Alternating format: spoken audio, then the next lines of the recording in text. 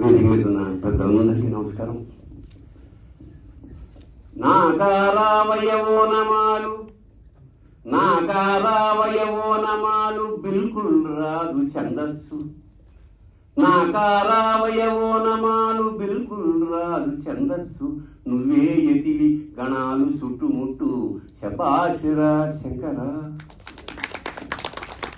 నాకు Charlie Chaplin అంటే చాలా ఇష్టం. నాకే కొన్ని లక్షల మందికి ఏళ్ల తరతరాలుగా ఇష్టమైంది. ఎందుకంటే ఆయన సినిమా నవ్వి నవ్వి నవ్వి ఇంటికి వెళ్తూ ఒక కన్నీటి చుక్క రాలుస్తాం. That is the very purpose of literature. Ravi అంటే కూడా నాకు ఎందుకు ఇష్టం అంటే, నాకు కింద నుంచి ఎవరిపైకి వచ్చినా నాకు ఇష్టం. పెద్దవాళ్ల పెళ్లిళ్లకు నేను అవకాశం కల్పించుకుని ఎగ్గొడుతుంటాను. ఎందుకంటే ఆ సముద్రంలో మనకు ఒక కాకి రెట్టని పెద్ద ఫరక్ పడదు.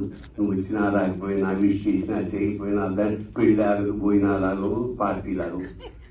కానీ చిన్నవాళ్ళ ఇంటికి వెళ్తే ఇట్స్ ఏ కొంత time. This is the time for us and memory for them. అలాగా ఏదో కామెడీ చేసుకుంటూ ఒక కుర్రాడు, అన్నా నేను ఒక ఇల్లు కట్టుకున్నా, నెక్స్ట్ వీక్ గృహప్రవేశము, కాకపోతే సమస్య ఏమిటంటే పొద్దున్న 6 గంటలకే గృహప్రవేశం. సరే నాయన దాన్ని ఏమన్నా మంచి పని చేసావు, సొసైటీతో ఇల్లుగానే సార్, మధ్యతరగతి వాడి అల్టిమేట్ కదా సార్. ఇల్లు అంటే 2 గదులుగా ఉంది. జీవన ప్రయాణంలో ఒక గూడది, ఆ గూడు కట్టుకున్నాడు. నన్ను రమ్మన్నాడు. నేను వెళ్ళా, 6 గంటలకి వెళ్ళి ఆ ఇంట్లో కొబ్బరికాయ కొట్టాను. వాడు ఎవడో తెలియదు, పెద్ద పరిచయం ఎవడో లేదు. పిలిచాడు, వెళ్ళాను, మంచిది. అలాంటి రవి ఆ గూడులో అలా ఒక చిన్న పురుగులా ప్రారంభమై ఇవాళ ఈ పుస్తకంతో సీతాకుక చిలుకలా విస్తరించడం ఎంత గొప్ప పరిణామక్రమం. అంటే జీవితం పట్ల ఎంత అబ్జర్వేషన్, ఎంత అభిరుచి. ముఖ్యంగా అసలు పుస్తకాలు చదివేవాడంటేనే నాకు ప్రేమ. ఈ సినిమాలో అప్పుడప్పుడు చూస్తుంటాయి, ఎవరైనా పుస్తకం పూర్వం వచ్చినా రాకపోయినా ఇంగ్లీష్ నోవెల్స్ పెట్టుకుని హీరోయిన్ కూర్చునేవాడు. ఇప్పుడు అది కూడా లేదు. ఇప్పుడు అందరూ ఎవరు చూసినా పోలేదు. ఎవరైనా పుస్తకాలు చదువుతుంటే వాళ్ళ దగ్గరికి కాసేపు కూర్చోవాలనిపించింది నాకు. ఎందుకంటే నేను పుస్తక ప్రేమికుడిని. మా ఇంట్లో దాదాపు 10,000 పుస్తకాలు ఉంటే మొన్ననే 3,000 పుస్తకాలు ఎత్తేసాను. ఎవరు లైబ్రరీలకి వాళ్ళకి వీళ్ళకి అట్లా.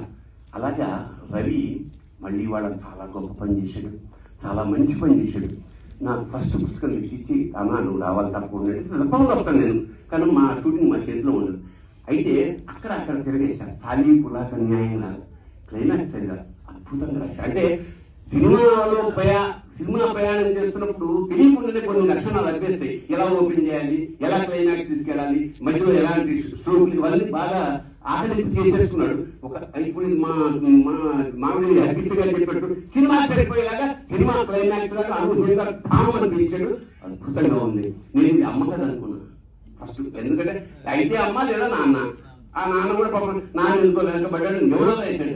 నేను నాన్నగారు 100 సార్లు 1000 సార్లు చెప్పాను, అది నాన్నగారు నాయన ఎందుకో వెనకబడ్డాను. ప్రకాష్ నాయుడు అతని పేరు ఉన్నాడా?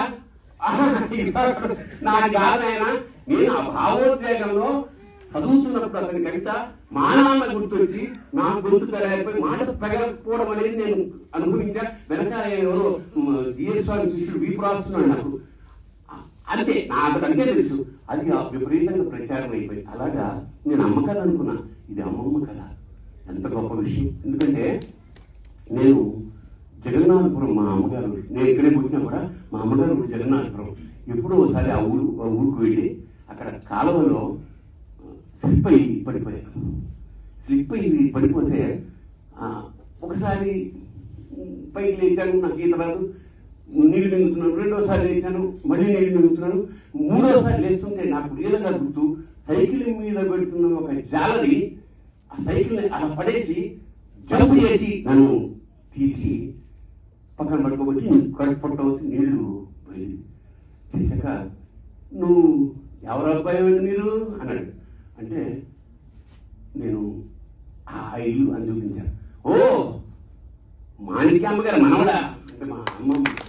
మాణిక్యామ్మ గారు మనవడ నువ్వు ఎందుకు ఇలా చేసావు సరిగ్గా తింటాడు వద్దు మా నాన్న సంకరిస్తాడు.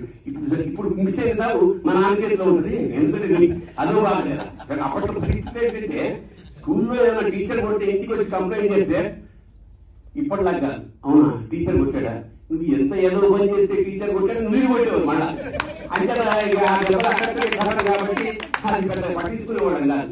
అలాగా ఆ మాణిక్యం ఒక చిన్న ఆశ్చర్యకరమైన సంగతి ఏంటంటే మరి వీడి రుణం ఎలా తీర్చుకోవాలి, నేను నా ప్రాణంగా పెట్టాడు ఏకంగా.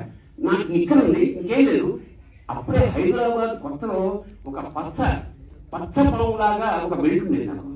వాడికి ఏదో ఇవ్వాలి, నా ప్రాణం కాకపోయాడు. అందుకని ఆ బెల్ట్ తీసి ఇది తీసుకున్నాను నువ్వు అని వాడికి ఆ బెల్ట్ ఇచ్చేసి నా మొత్తం జీవితానికి ఒక బెల్ట్తో అంటే ఇదే రుణం కాదు ఇవన్నీ అయితే అది ఇచ్చేసాడు. అలాగా మాణిక్యాంబనే మా అమ్మమ్మ పేరు ఇప్పటికీ నాకు చాలా ఇష్టం. అలాగా అమ్మమ్మ మీద ఒక అద్భుతమైన అది కథాజ్ఞానం లేదండి. ఎందుకంటే అన్ని రసాలని పరిపూర్ణంగా నేను చదవలేదు. నేను క్లైమాక్స్ పొద్దున్నే ఫోన్ చేశాను, నేను చాలా అద్భుతంగా ఫినిష్ చేశావు, నేను మంచి రచయితున్నాడు, అది ఇంకా డెవలప్ చేసి నువ్వు అన్నట్టు సరే హరికృష్ణ గారు అన్నట్టు ఎవడో అతనే తీయచ్చు డైరెక్టర్. ఇప్పుడు ఈ రచయిత ఉన్నప్పుడు డైరెక్టర్ ఉందా అతనే తీయాలి. పైగా ఒక రచయిత కనుక డైరెక్ట్ చేస్తే అది 100% కావాల్సినట్టు తీయగలుగుతాడు.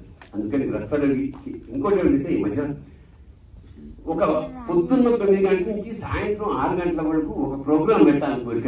ఏంటంటే కేవలం మామిడి హరికృష్ణ గారి మాటలు వినాలి. నాకు శ్రీనారాయణ రెడ్డి గారు అంత ఇష్టం.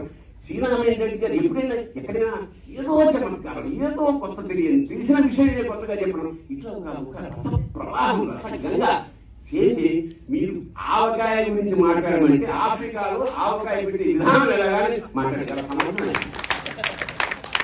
అలా వైద్యాంలో శిల్పం యొక్క గొప్పతనం అంటే వాళ్ళు 5 వారాలు చెప్తారు. సో భూమి ధర్మం పెట్టబోతుంది సాహిత్య పరిజ్ఞానాన్ని నిజంగా అంటే సందర్భం వచ్చి కాబట్టి ఎంత అందంగా చూడండి నన్ను అంచేత.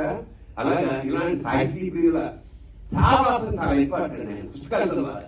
ఎవడన్నా సార్ నేను 4 పుస్తకాలు నాకు ఒక డైరెక్టర్ ఇచ్చాను, పెద్ద పుస్తకాలు ఉన్నాయి కదా సార్ సినిమా రాయడానికి ఇవన్నీ నాకు అవసరం అసలు అన్నాడు. అంటే మాకు అవసరం అయ్యేవయ్యా మీకు అక్కర్లేదు, ఎందుకంటే ఈ సినిమా ఆల్రెడీ వస్తుంది కాబట్టి దాన్ని ఇట్లా వేసి అటు తిరగేసినట్టు మనం తెలుగులో రాసుకోవచ్చు, అట్లా లేదు అన్న. సో పుస్తకాలు చదవడం అనేది పెద్ద అవసరమా అంటే అసలు పుట్టడం అవసరమా అన్న క్వశ్చన్ చేసుకోవాలి. పుస్తకం లేక అసలు పుస్తకం మహానుభావుడు చూసారా ఇది శిశిర కాలం అంటే. సో అలాగా ఈ సభ నేను అన్యత భావించకపోయినా నేను పొద్దున్న షూటింగ్ వెళ్ళిపోయి చేసి సడన్ గా పిఎం ఆఫీస్ నుంచి ఫోన్ వచ్చింది, వాడు మోడీ గారు అది కూడా అదృష్టం వాడు నన్ను భావిస్తున్నాడు. నేనేం చెప్పాను, నేను చేపట్టుకోగలను సార్ మే లేఖకు యాక్టర్కు డైరెక్టర్కు క్రియేటివిటీ చాయి ఇదే చెప్పాను. నేను నటుడిని దర్శకుని అని చెప్పడం తనిఖీల భరణి కవి అన్న పదం ఇంటి ముందు రాసుకుంటే చాలా జన్మధన్యం ఉంటుంది. అలాగే ఇవాళ మా రత్తరవి రవీణ కవిలోనే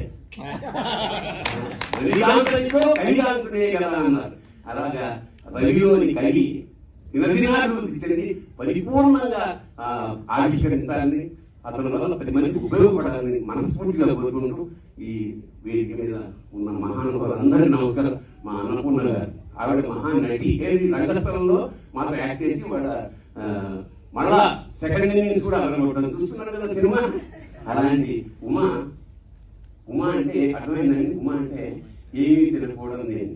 ఉమా అంటే ఇండుటాకు ఆకులు కూడా తిననిది, ఆకులు కూడా తిననిది అనుకున్నాయి. అది విచిత్రం సాహిత్య. అలాగా వేదిక మీద ఉన్న వాళ్ళని మరొకసారి నమస్కారం చేస్తూ ఇందాక నేను చెప్తాను వీడు మన పుస్తకాలు అన్నిటి వాడు ఈ కాలంలో ఉండవలసిన వాడు కాదు.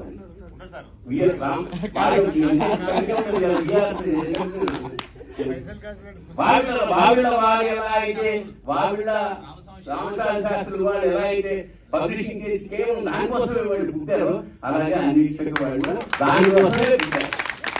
కాకపోతే వాళ్ళ అద్భుతంగా మనం పూర్తిగా కోరుకున్నా వాళ్ళ పుస్తకాలు ఊరికే ఎప్పుడు కొను ఏ పుస్తకం ఎప్పుడు ఊరికే తీసుకోను, కొట్టేను, కొంట అలా దయచేసి అన్నింటి వాడి పుస్తకాలు వేస్తే వాడు కొనండి దయచేసి. అలాగే రత్నదేవి పుస్తకం కూడా అవకాశం ఉంటే కొనండి.